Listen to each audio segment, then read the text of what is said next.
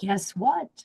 This is Karen with newclevelandradio.net, and it is time for What in the World with Paul Seaburn, his sidekick, John DiNallo, at a totally different time. And I'm going to take the blame.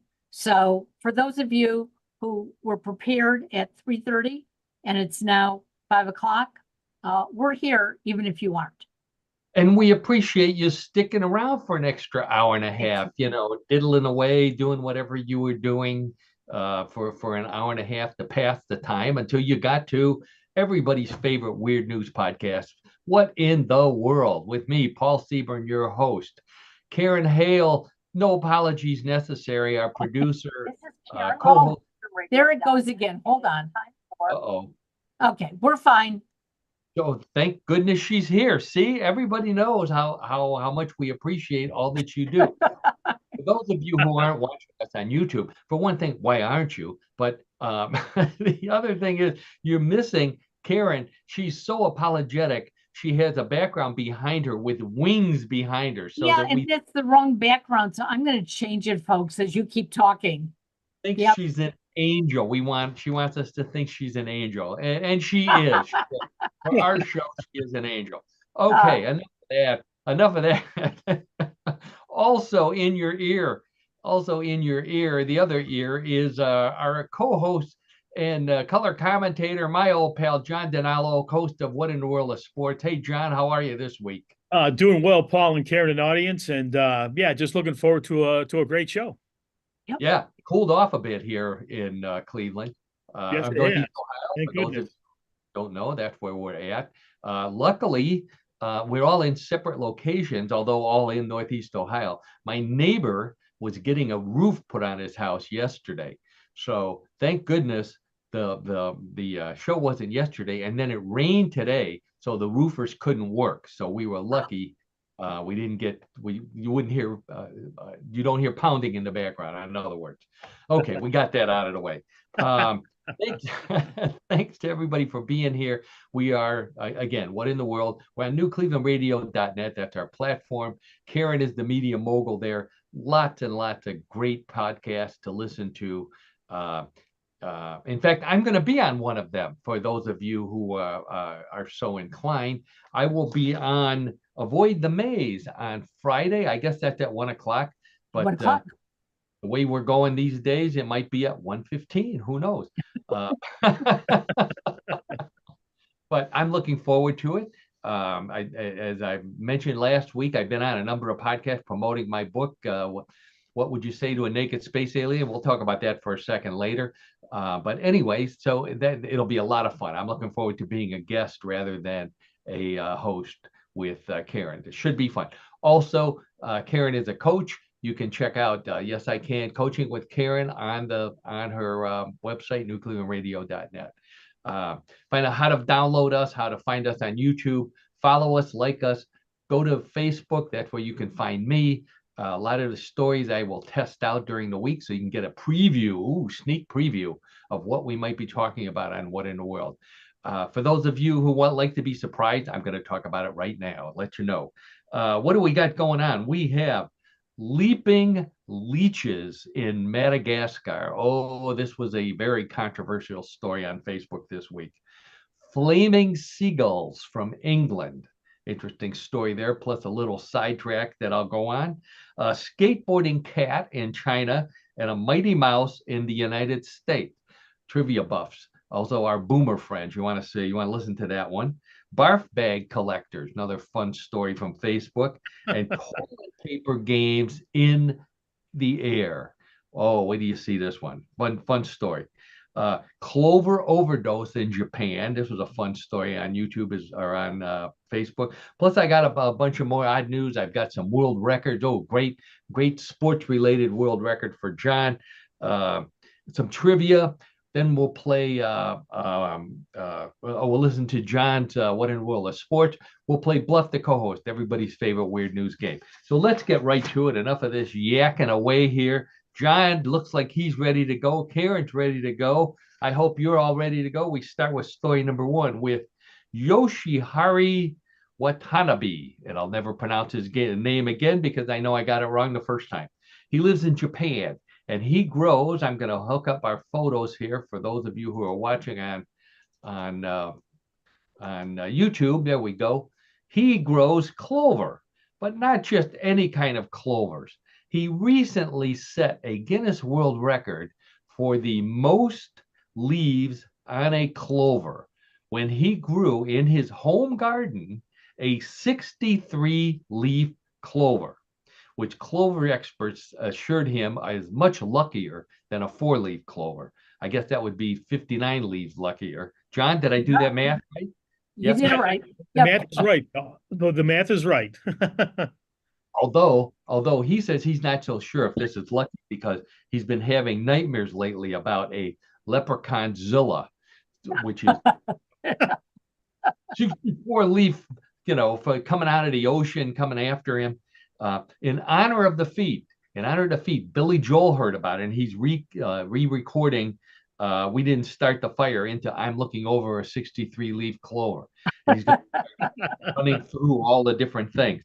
How would that go? Remember that song, I'm Looking Over a 4-Leaf Clover? Yep. John, our trivia. Sure. One is for what? Karen, Karen's singing the song to her. Figure it out. Everybody else is singing Sunshine. One is sunshine. That's right. Second is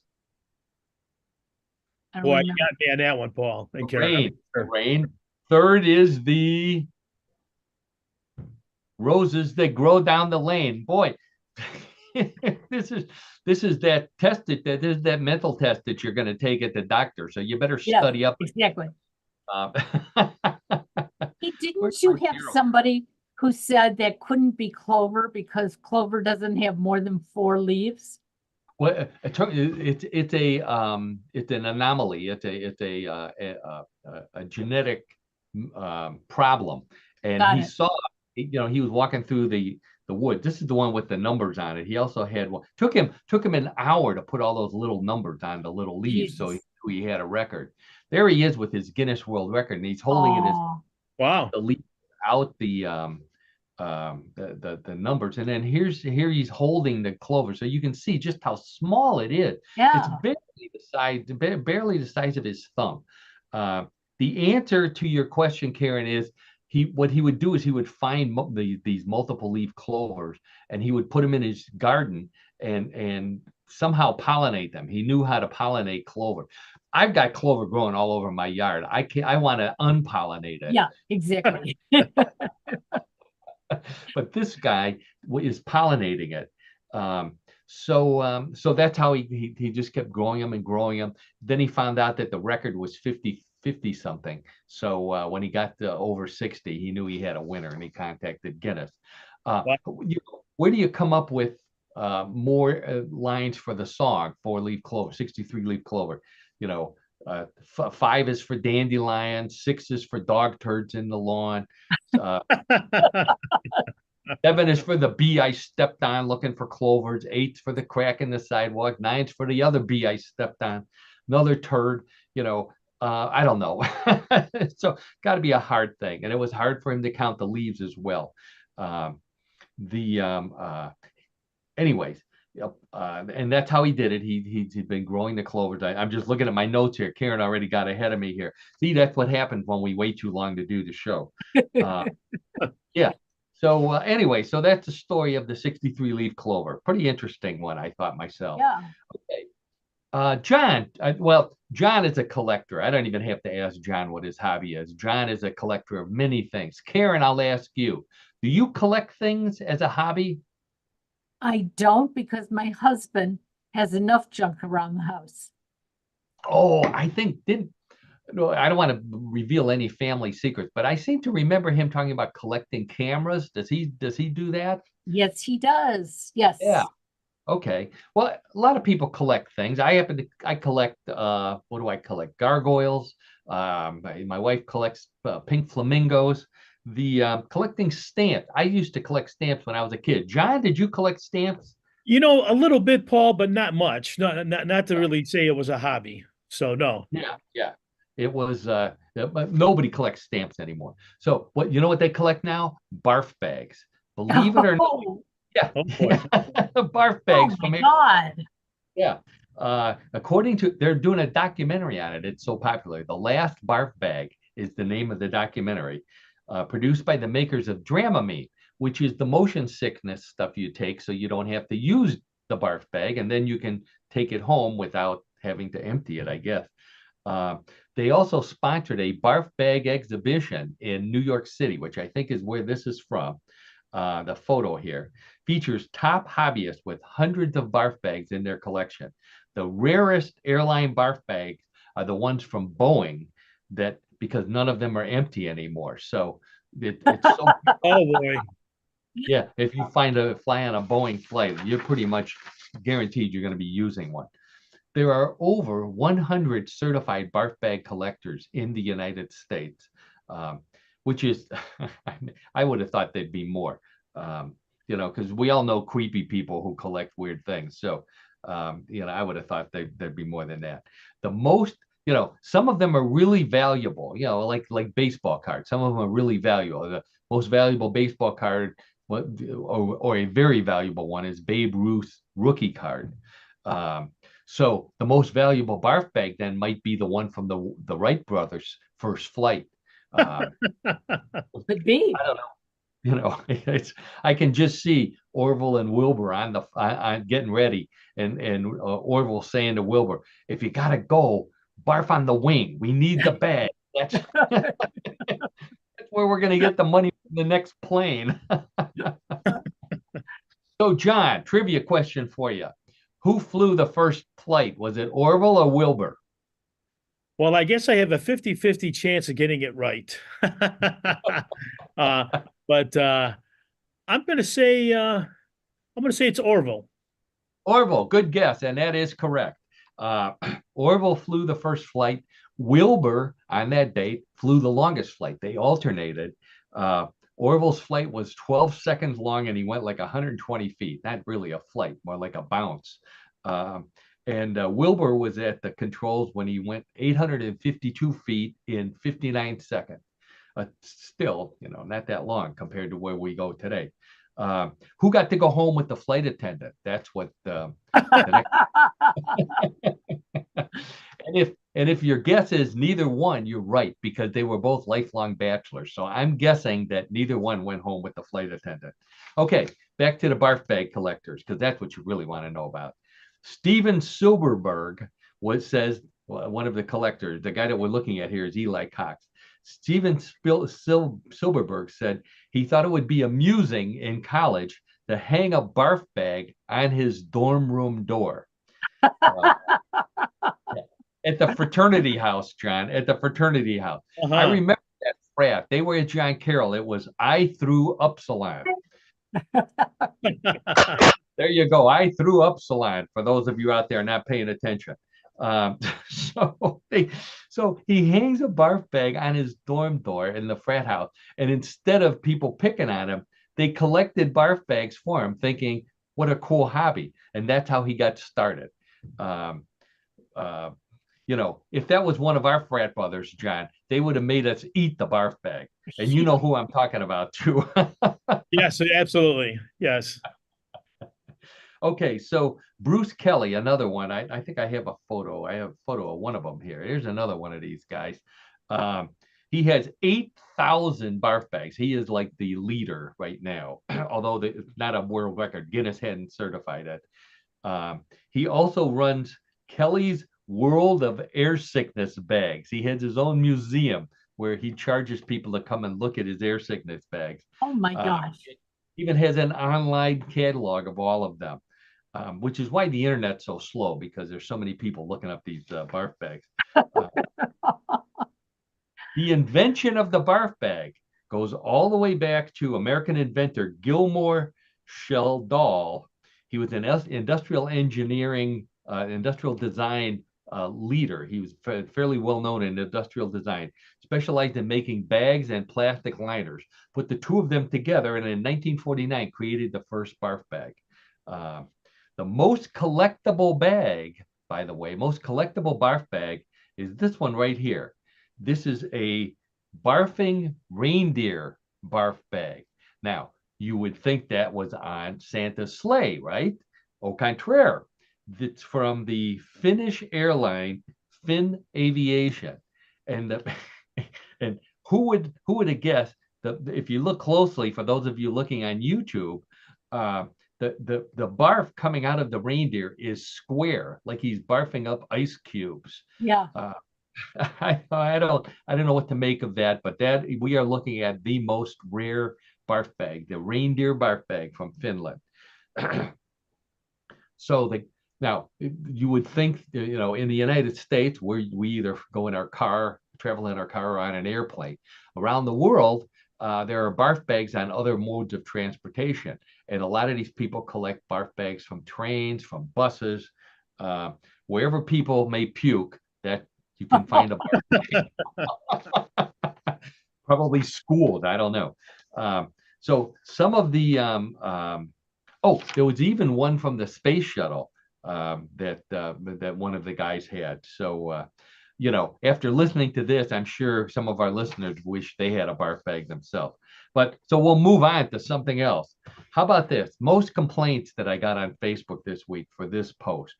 If you need Karen, this is for you. If you need a reason to avoid camping, this is it.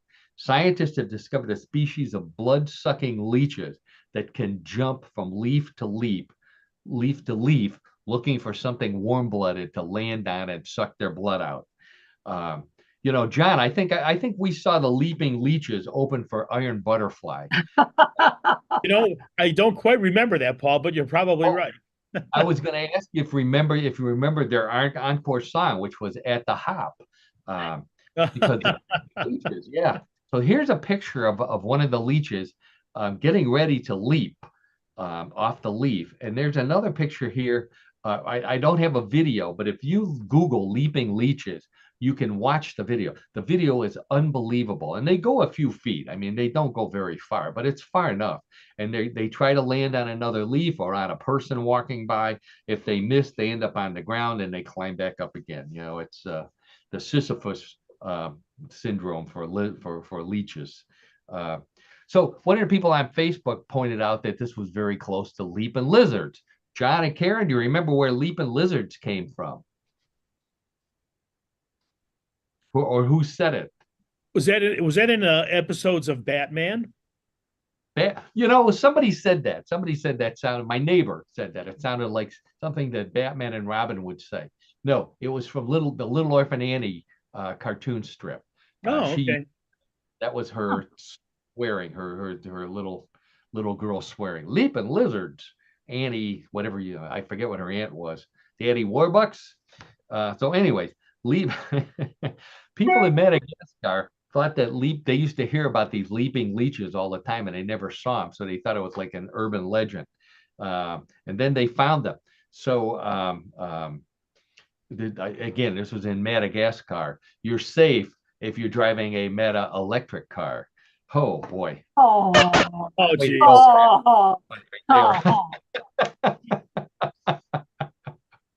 But so the videos are amazing, as I said.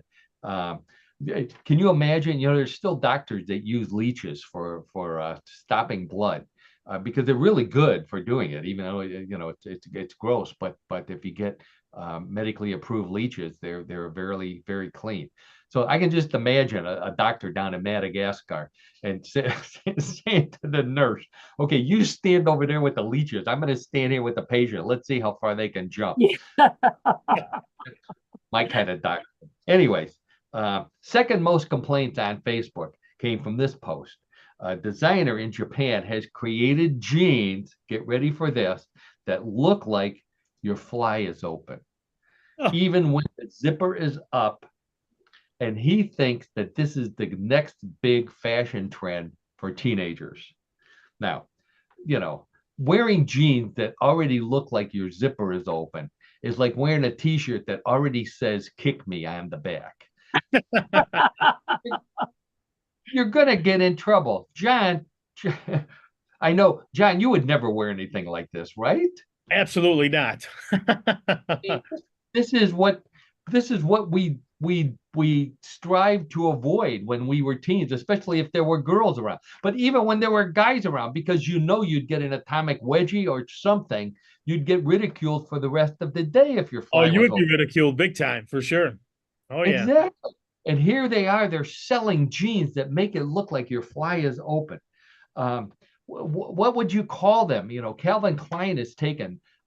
For me, this is Calvin decline because I I decline wearing these. I thought if they're looking for another person's name, the perfect name for this would be Anthony Wienerless jeans because you can't see anything in there. Or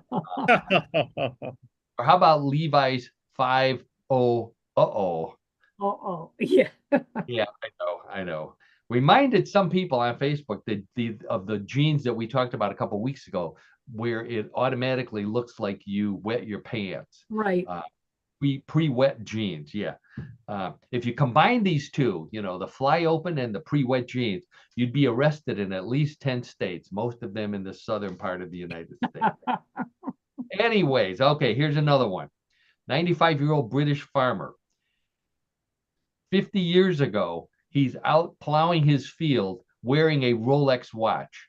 Why he's wearing a Rolex watch while he's plowing a field, I don't know. But what happened was he lost it, fell off his arm. He figured, because he couldn't find it, he figured one of his cows ate it.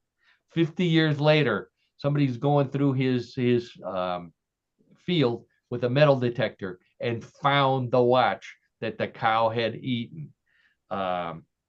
They took it back to him and he said the Rolex still works, but the band was utterly destroyed. Oh,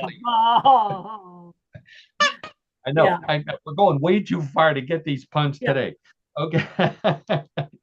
Wait, there's more. It runs slow now because there's something gumming up its movement. Oh, He knows the cows were using it because now the cows have no idea when it's past your bedtime. Past your Get the point of bedtime. that one, yeah, Paul. yeah, we got it.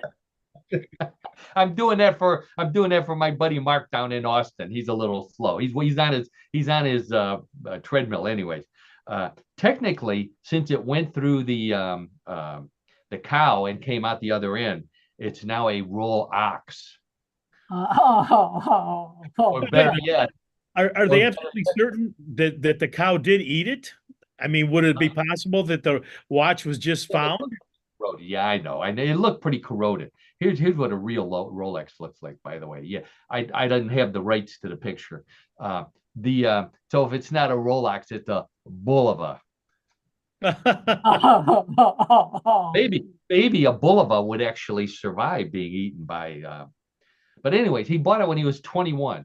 So how does a farmer afford a Rolex? That was the next question I wanted to know. And then he wore it for 20 years working in the field. So it took him 20 years to finally lose it. Wow. I mean, as I said, who wears a Rolex while you're plowing the field? That's like the proctologist who wears a Rolex, and then oh my God, where is it? The patient would know. The patient Yeah. would. Yeah, or your wedding ring. That's even worse. Okay.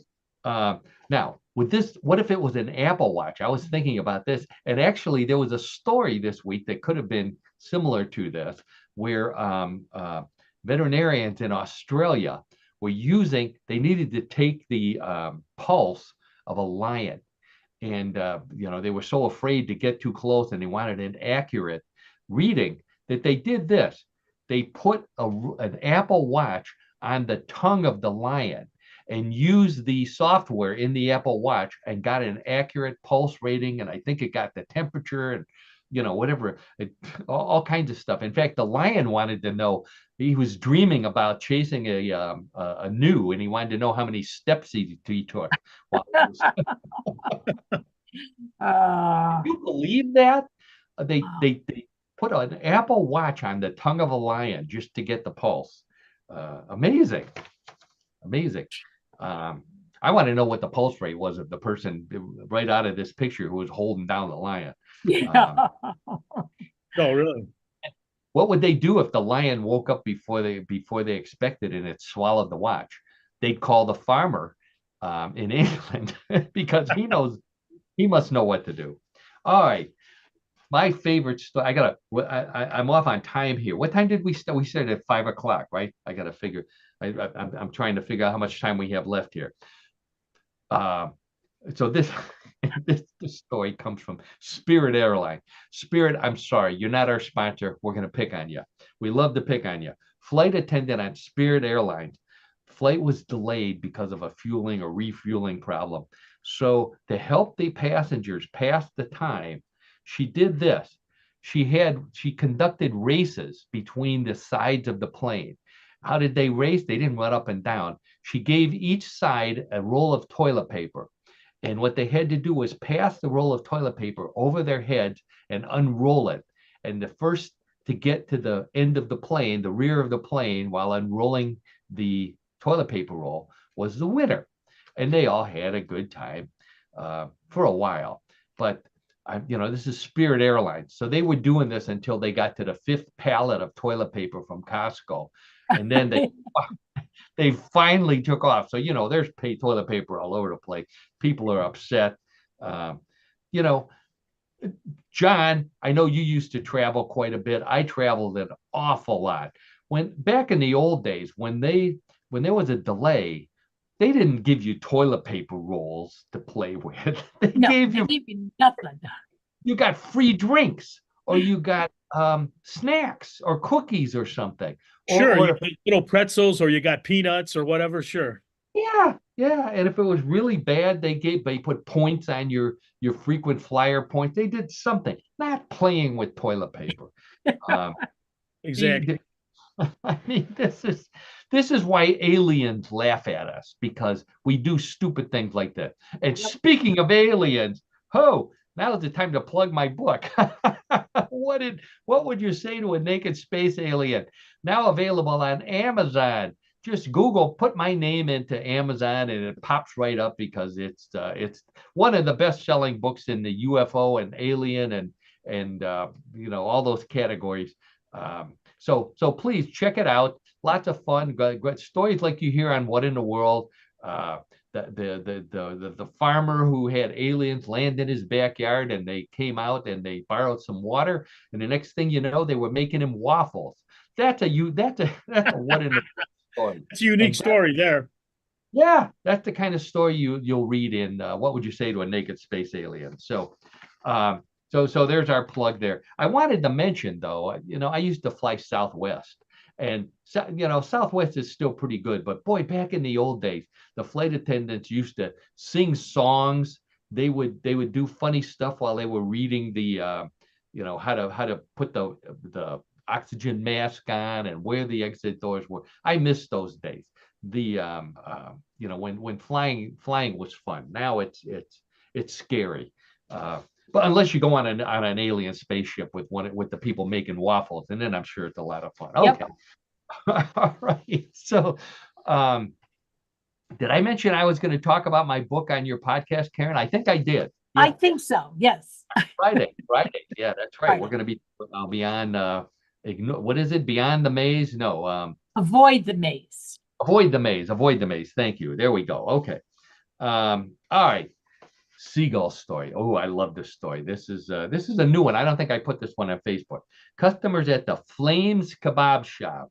Flames is the name of it, in Gloucester, England. They were screaming because while the door was open, a seagull flew in and proceeded to land on everybody's plate, eating French fries and whatever else, curry, and especially curry, because this is a kebab shop. So it's eating all kind of hot stuff, and spicy hummus, and you name it. It's eating all that spicy stuff. And after it flew out the door, they could track it because there were flames coming out of his butt from all that stuff he was eating. That's the only joke I have about that. But it got me thinking, why is it that we see seagulls in parking lots that are nowhere near a sea or a lake or an ocean? Any idea, John, Karen, anybody out there? Think about that. That's a great question, and I've also wondered about that myself. Well, that's the reason why you listen to What in the World, because I looked up the answer. Good. the answer was shocking to me. The truth is that most seagulls are not seagulls at all. They're just gulls. But we call them seagulls because that's out of habit. That's where we think that they come from. But there are actually 50 different kinds of gulls, of which seagulls are just one. The other 49 don't live anywhere near the water or near the sea. So those are the ones that live around parking lots and Walmart, and that's why the Walmart parking lots in particular full of seagulls. Now, what are they looking for? They're looking for food. So you'll especially find them if the Walmart happens to be next to a McDonald's and people dump their leftover food out, or they drop it or something. So they said that the number one food that gulls eat today are McDonald's French fries. Believe it or not, that's their favorite food. So they call them, there's a scientific name for these kinds of birds, and it's called opportunistic omnivores, which means they are essentially living garbage disposals. They'll eat anything. Now, I wouldn't call them living garbage disposals. I'd call them college students, but I think that means the same thing. They'll eat anything. So that's the reason why, John. Now you know. Well, thanks for providing that answer for us, Paul. That's good. That's right. We'll be all set for our next trivia bowl. Okay, this was a fun story this week, and this one comes from China. An American short-haired cat named Bao Zi broke the Guinness World Record for the fastest 10 meters on a skateboard. A cat on a skateboard. Believe it or not, this cat went 10 meters, which is 32 feet, 9.2 inches, in just 12.85 seconds. Powered itself. I'm not sure how it got on. I think it took a running start, jumped on the skateboard, and then flew down the track until it got to 10 meters. And then jumped off. It even has a little cape on the back of it. For those of you that can see the photo there. It also set a second record because once it was done, it set a record for not caring about it. Cat, he didn't care. He set a world record. I checked into this. This is an interesting story. The guy who owns the cat is actually a dog trainer. He never trained cats before. He bought the cat to catch mice. So I'm thinking, what kind of mice do you need a cat riding a skateboard to go after? And then I found out, here's a mouse on a skateboard. Oh, no. That's a tiny skateboard. Yeah, there are pictures on the internet all over the place of mice and rats on skateboards, and that happens to be one of them there. So the mice got even with him. When they found out that he got this cat on a skateboard, they sent out the mouse signal. And who came to the rescue? Not Batman, Mighty Mouse. This is our boomer section here. Boomer trivia time, John and Karen and everybody out there. Mighty Mouse. You remember Mighty Mouse, the Mighty Mouse cartoon? Yeah. Made by Terry Toons, not one of the big cartoon, like Hanna-Barbera. Terry Toons was the maker of Mighty Mouse. Started in 1942. First one was in 1942 on a cartoon called The Mouse of Tomorrow. Little did they know that the Mouse of Tomorrow would be a mouse on a skateboard, not one flying. In 1955, Mighty Mouse Playhouse debuted as a Saturday morning cartoon on CBS, and that's the one that we're most familiar with. John, Karen, do you remember the Mighty Mouse theme song and the most famous line? I'm here to save the day. Mighty Mouse is on his way. There you go. Here I come to save the day. That means that Mighty Mouse is on his way. Very good, Karen. Very good. Thank you. I never knew the first line. The first line was, Mr. Trouble never hangs around when he hears this mighty sound. And then you hear, here I come to save the day. That song became famous in 1976, I believe, or 1975, when Andy Kaufman, late comedian Andy Kaufman, went on Saturday Night Live with a record player. This is how old it is. Put the needle on the record player and plays the Mighty Mouse theme song. and lip sync to it. That was his whole act. He lip I vaguely remember that.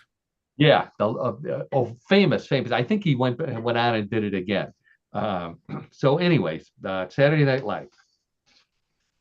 Even Mighty Mouse is not free from scandal. You would think, but the Mighty Mouse cartoon was actually very.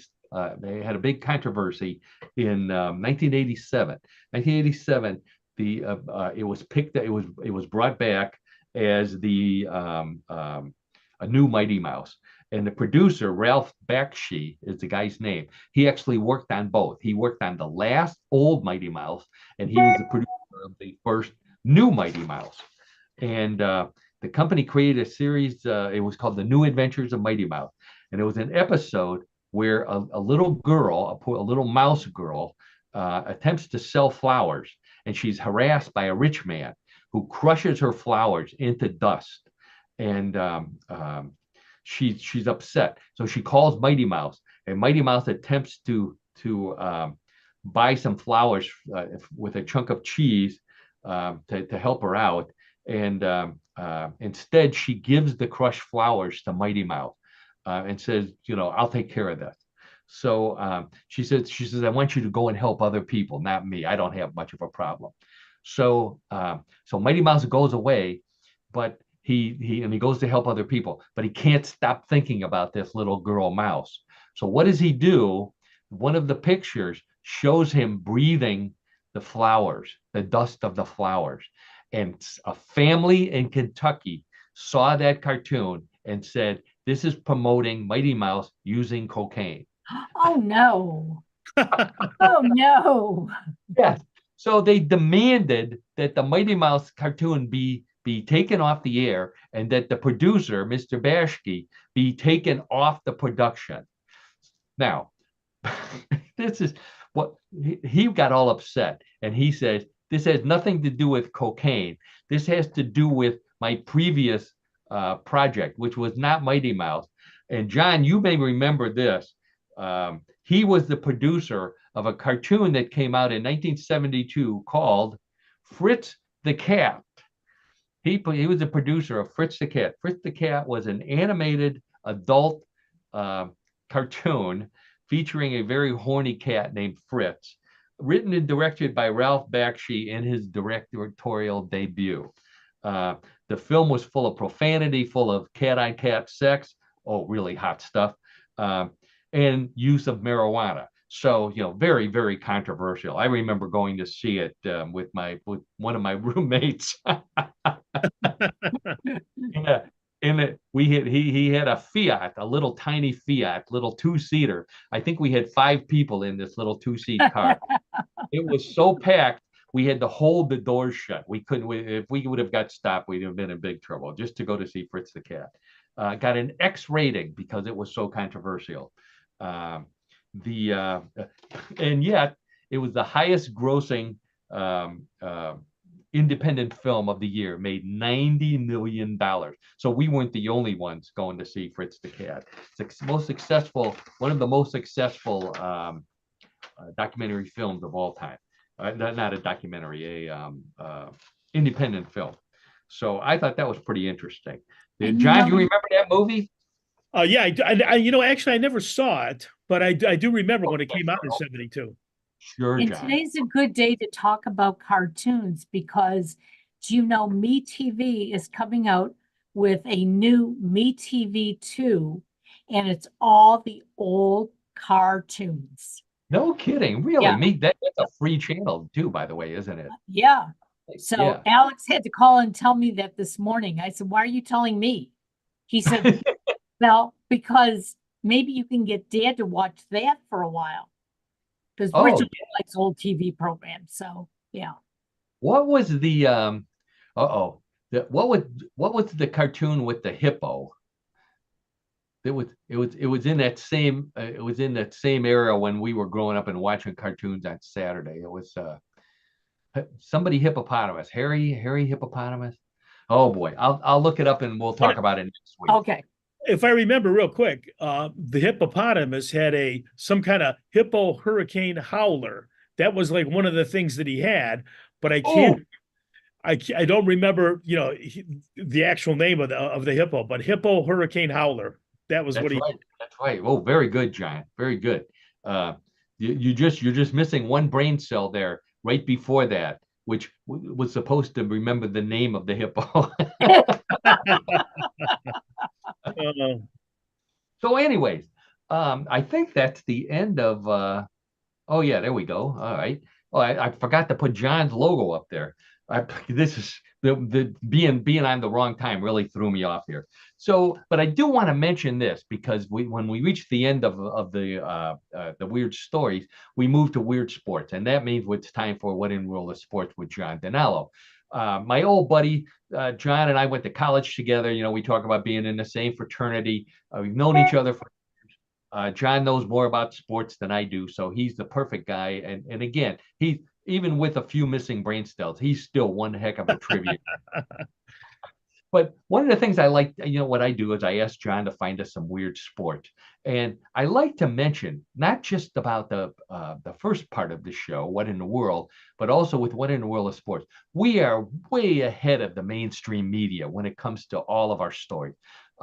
There are times when I'll see our stories done on the Tonight Show or on one of the late night shows, but even more on the regular, on CNN and on MSNBC and on all the other news channels. Long after we've done the story, they pick it up, and hey, that's why you listen to What in the World, to be at the leading edge of strange news and strange sports. And John is at the leading edge with a sport that we covered months ago, and that was professional cornhole. Remember that, John? Of course I do. It was memorable. Yeah, a couple of guys got scholarships. That scholarship to college, yes. Yeah. Well, guess what? I'm sitting on Sunday reading my New York Times, the 50-pound thing that they throw on my driveway once a week. And I'm in the magazine, and in the magazine is an article about professional cornhole, months after we exposed it to America on What in the World. So, John, kudos to you for being. Thank you, Paul. Appreciate that, and Karen, and audience. He should have won a local Emmy this week.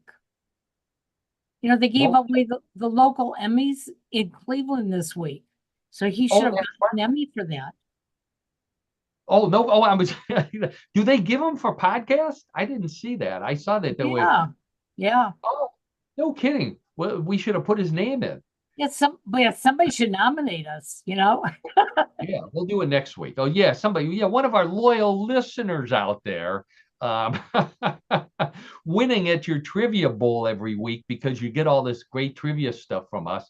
Okay, so our sport this week, I asked John to find us some sport. I always ask him, maybe find a sport that I can do. And I already know what the sports are. I guarantee these are sports that I can do. Whether I'll do them or not is another story. So, John, why don't you bring up, get started with the sport? Oh, it sounds good, Paul. So, that in the past, we've had sports where the contestants throw food and where contestants also eat food. Yeah. This week, we have two sports where the food is actually the field of play. Whoa. These two sports are grits rolling and mashed potato wrestling. What did I tell you?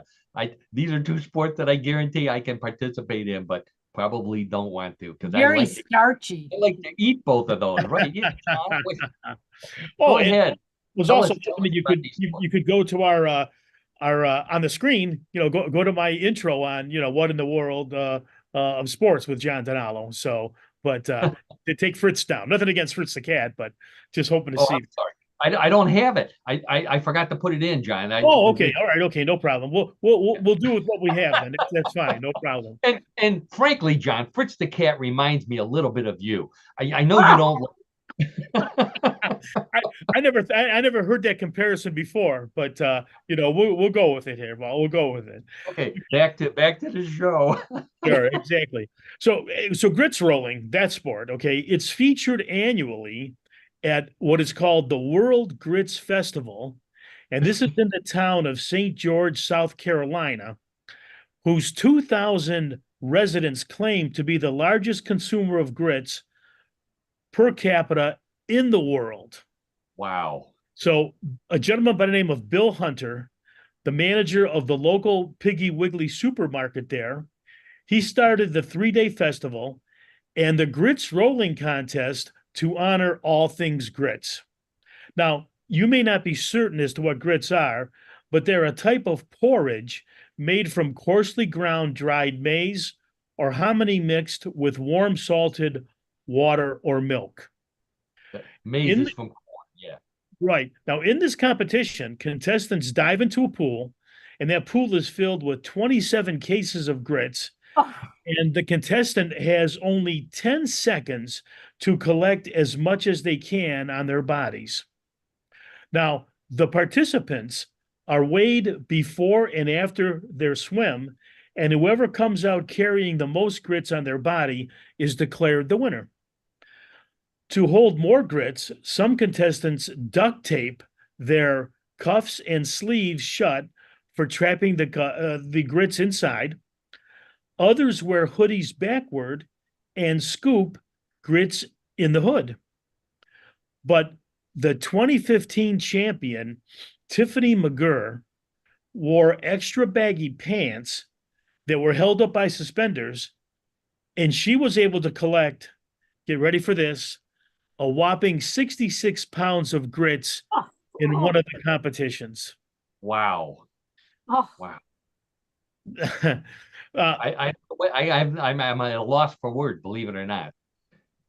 Now, to the other sport, mashed potato wrestling, it is a very popular event at the annual Potato Days Festival in Barnesville, Minnesota, and also at similar events that are held in both South Dakota and Maine. Most mashed potato wrestling events take place in a pool constructed from bales of hay and a tarp that gets filled with hundreds of potato flakes, factory scraps, and water. Now, while the specifics may vary, most contests follow the simple rule: whoever gets the most pins of their opponent gets the win. At the Potato Days Festival in Barnesville, contestants compete in 2 rounds, lasting 3 minutes each, with the victor claiming the most 3-second pins, in those 2 rounds. Now, veteran potato wrestlers and defending champions, they like to dress in outlandish costumes and put on a show, somewhat similar to professional wrestling. And there's the individual wrestlers that have certain followers and that type of thing. So it's somewhat similar to pro wrestling in that regard. You may be interested in knowing who has some records, world records. Well, yeah. Gentleman by the name of Steve, and his nickname is Au Gratin Barone, holds the world record for the most mashed potato wrestling championship wins, with 4 victories in Barnesville and in South Dakota from 2006 to 2008. Now, after all the trophies are presented, local cattle usually get to dine on the leftovers, making the events truly waste-free. Oh. Now, these sound like perfect sports for Cleveland, but we would have to change the foods. Who's up for some sauerkraut rolling and kielbasi wrestling? Me. Oh. I could go for that. Throw some pierogies in there. Man, if they weighed me afterwards, does it count if you ate some of it? That's where the weight gain is, because I have a feeling that's what would happen in Cleveland. Good point, Paul. That's a good point. Unbelievable. This is for our friend Brian down in West Virginia, who is a top wrestler in high school and college and a top wrestling coach in Cleveland. I wonder if he ever wrestled in potatoes or grits. I would. They both look like wrestling. What if Hulk Hogan? What would Hulk Hogan do?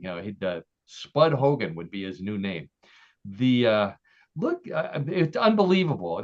That's just and for those of you watching on YouTube, I was trying to find the trophies that they gave out. I couldn't find any trophies, but I did manage to find where a couple of bars had, and of course you have to expect this, women in bikinis wrestling in mashed potatoes, Right. and I'm sure those were very well attended.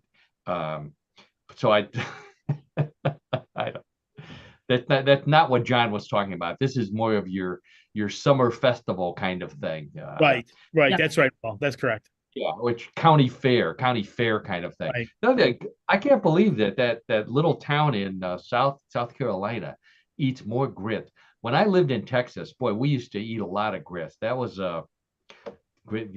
I thought that was grits capital of the world, but I guess per capita it's not. So, anyways, grit. What was it again? It's Interesting. Grits rolling. Grits rolling and potato wrestling. Now, John, I don't know if you remember, we never did any kind of grits rolling. I didn't know anything about grits until I left the state and went to Texas, but I knew an awful lot about mashed potatoes. And I don't know if you remember this, back when we were in college, there was a potato wrestling event that the fraternity was asked to participate You'll have to in. refresh my memory on this one, Paul. Well, I'm not surprised you don't remember, because neither one of us really was heavily involved with it. There was one of our fraternity brothers was much smarter than us, very, very scientifically oriented. And he decided, John and I, we would just do the best we could to try and win these things. He decided to take the scientific approach to winning potato wrestling. So he went to the science building and went into the lab, and I remember he worked all night long on something that was going to help us win the potato wrestling event. And the next day he came out, and unfortunately, what he brought out was this. He was mistaking the formula, and instead of us wrestling in potatoes, he came up with two potatoes that were wrestling each other, which we should have saved, and we could have made a lot of money with that. But I think one of the older fraternity brothers made us eat them. Looks like a really fierce competition, as I see. Wow. Yeah. Can you believe that? Two potatoes wrestling here. For those of you, it's good. Go look at YouTube. It's Two Potatoes Wrestling. If you want to see Two Potatoes Wrestling, only at What in the World of Sports with John DiNallo. John, thanks again for those great sports. You're welcome, Paul. Thanks for being on the leading edge of weird sports in the world today. And that means it's time for us to take that picture down and start with everybody's favorite weird news game, Bluff the Co-host. We don't have any song to go along with it, like the Mighty Mouse song. Real easy game to play. We got a lot of fans out there for Bluff the Co-host. Real simple. I have 3 stories similar to the ones we've been talking about. One big difference: those were real. Even John's was real. I don't know about the fraternity story, but everything else was real. In Bluff the Co-host, they may be real, they may be a bluff, and it's up to Karen and John playing with me and those of you listening, playing at home, to decide real or bluff. So gambling is allowed. Place your bets. John and Karen, put your hands on the buzzer. Let's get right to story number 1. Summer is here, and that means it's time for eating watermelons. However, before you can eat a watermelon, you have to buy one that's ripe, and that's the real challenge for most shoppers. A team of government watermelon inspectors in the Netherlands, yes, the Dutch love watermelons, has released guidelines for testing watermelons by sitting on them. They show in a video how you place the watermelon on the ground and sit on it. If it doesn't give it all, it's not ripe enough. If it's a little bouncy, it's perfect. And if you squash it and end up on the floor in a mess of watermelon, It was too ripe. Now, Dutch grocers have banned customers from sitting on watermelons in the store and suggest asking a clerk for help instead. Okay, so the Dutch government, government officials saying the way to test a watermelon for ripeness is by sitting on it. Real or bluff? Karen, we'll start with you. Well, I just read a different way to find out if it's ripe. So I don't like the idea of anybody sitting on my watermelon. So I'm going to say it better be a bluff. Oh, okay. Karen says it's a bluff. John, how about you? Yeah, I too, like Karen, hope it is a bluff. I mean, I don't see any rhyme or reason to it, quite frankly. I think it's a bluff. Oh boy, this is my favorite kind of story. So both John and Karen say it's a bluff. Let's check with the judges, and the judges say, "Ha, you're right. It is a bluff." Oh, very good. All right, Karen, very good. Okay. Now you piqued my interest. How are you supposed to find out how watermelons are ripe? So if it has a yellow like circle on it, then it's Okay. ripe. Oh, Okay. on And the end or on the bottom? on either end. On either end, a yellow circle. Either end. And then if the stripes of the watermelon are too close together, it's not ripe. Oh, the Oh. stripes are too close together. It's not ripe. Yeah. So, I wonder if that's but true I'm for going you. to say that yesterday I bought a watermelon that had a yellow spot and Yeah. it was not ripe. It's a so so all of you that were busily writing down this tip, erase it. Yeah, erase it. In fact, try sitting on your watermelon. That might work better. All right. That means don't do that. That means just, and if you do, wear those jeans with the fly open. Like fun. Okay. All right. The score is 1-1, and let's get right to story number 2. Hands on the buzzer. Another food story. Heinz used to be best known for its ketchup, which goes on just about anything. When customers started to get picky, Heinz started making specialty sauces like burger sauce, chili sauce, and garlic sauce. Then it heard its customers were mixing their condiments together, so it came out with double sauces like mayo must and mayo racha.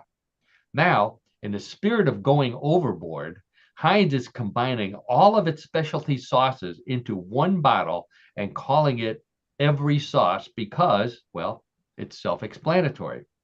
All 14 of their flavored sauces plus ketchup are in this ultimate sauce, which smells spicy and has a weak yellow ivory color.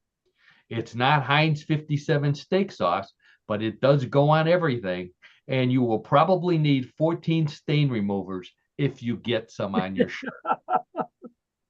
Okay, we'll start with John, who knows a lot about getting stuff on his shirt. Real or bluff? Heinz every sauce with 14, all of their sauces mixed into one. I'm going to say that's a bluff because I don't know how you can have all sauces together. I don't think it would be a very good marketing approach, really, to try to be able to sell this. I think people would be too skeptical. A lot of people would be interested, but I think most would be skeptical. So I'm going to say it's a bluff. So, John, I'm going to ask you, you're a hot dog eater. Are you one of those people who doesn't let the mustard and the ketchup meet when you put each one on your hot dog? Or Well, I really, as a rule, only put one condiment in my hot dog, and typically it's Bertman's mustard. Occasionally, I'll put ketchup on a hot dog, but more oftentimes than not, it'll be either brown mustard or yellow mustard. That's right. I forget. It's a sin to put ketchup on a hot dog in Cleveland. Okay, so John, you said that's a bluff, right? Yes, that's correct. Karen, how about you? I totally agree because I think if you mixed everything together, it could really be absolutely horrible. So, no. Okay, so John and Karen both say that that story is a bluff. Let's check with the judges, and the judges say, "Boy, are you in for a shock? Look for Heinz every sauce in a store near you." They are actually. Oh my God. Yep, wow, we'll see. We'll see how successful it is. Wow. Okay. All right. So the score's still tied 1-1. Points are double in round number 3, but that doesn't really matter because the score's tied. So if If one of our contestants gets this next question, they're the winner. If they both, neither one or both, then they're tied. And we love ties. Ties are just as good as a win. I'm Bluff the co-host. So let's get right to story number 3. Again, one more food story. If all this eating has you wanting to lose weight, but you don't want to jump on the Ozempic bandwagon, a soft drink company in Japan has developed a carbonated beverage that contains an ingredient which, when it hits your stomach and mixes with stomach acid, immediately turns into a big blob of gelatin that fills your stomach and makes you feel full. The belly jello is filled with bubbles from the soft drink, so it's less heavy but still filling. And it comes in lemon and grapefruit flavors with 0 calories, so you don't gain any weight when it's finally digested a few hours later. Sure, you could eat a bowl of sugar-free jello, but who has the time to make it? The can of gelatin soda is doctor tested and selling like crazy in Japan, so look for it in the US real soon. Okay, so the soda that turns into a big blob of jello in your stomach so you're not hungry anymore. Real or bluff? It sounds disgusting, and I don't like lemon and I don't like grapefruit. So I wouldn't be able to drink it. So therefore, I'm just going to say it's a bluff. Oh, okay. Karen says it's a bluff. John, how about you? Well, I'm going to say it's real. I mean, a lot of things surprise me in terms of what people do when it comes to eating and digesting food and so forth. So, but I could see this being something that somebody is tried to do and put together. So I'm going to say it's real. Okay, John says that the soda that turns into a blob in your stomach is real. Karen says it's a bluff. Let's check with the judges, and the judges say John goes out a winner this week. That is a true story from Japan. Sounds disgusting, but true. I know, disgusting but true. That was your hint. Disgusting but true. That's right, Karen. That's a good way to describe that one. Wow. Yep. Okay. I don't think any of us would be trying that anytime soon. No, I know I wouldn't. Eat smaller portions, people. Okay, well, that means we've reached the end of another episode of What in the World. I want to thank Karen Hale, our co-host, producer, media mogul at newclevelandradio.net, our platform. Thank you, Karen, for everything you do for our show and for all the podcasts on newclevelandradio.net. Please check out all the podcasts. Check out ours at first, of course. Find out where you can download it, where you can listen to it, watch it on YouTube. You can get more information on my Facebook page as well. Also, you can get more information on Yes I Can Coaching with Karen, our sponsor. So if you need a coach, go to Karen. Also, find out about the podcast that she hosts that I will be on Friday. Ignore the maze. No, it's Avoid the maze. Avoid the maze. Avoid the maze. I promise I will know the name of it by Friday. Okay. You have enough time, Paul. There you go. Thank you, John. And as always, thank you for that color commentary from John DiNallo, our sports guy, produced, co-host, color commentator, and all-around good guy. Thanks again, John. Always good to see you. Oh, thank you, Paul and Karen. It's always a pleasure to do the show. Yes, yeah, and always good news for your wife, your lovely wife, because now she doesn't have to help you coach That's you right. on. She's got a week off. For a week. Yeah, that's right. Yeah, right. 4th of July pretty soon. Week after next week, right? Yeah. Yes. After our show. There you go. That's right. So start planning your holiday now. And of course, by you, I mean all of our listeners out there. You're the reason why we do the show. We wouldn't be anything without you. We really appreciate you tuning in to What in the World, either live or in the future on whatever platform you listen to us or watch us. Thanks again to our regulars. Mark down in Austin, he sent me a note this week, so I know he watches this show while he's exercising, so we like to pick on him. He's actually in pretty good shape, so I credit What in the World motivating him to exercise every week. So good thing for everybody to do. And I think at that point I am done. So Karen, are we done? We're going to say goodbye. We are done. We'll see you all next week. Have a good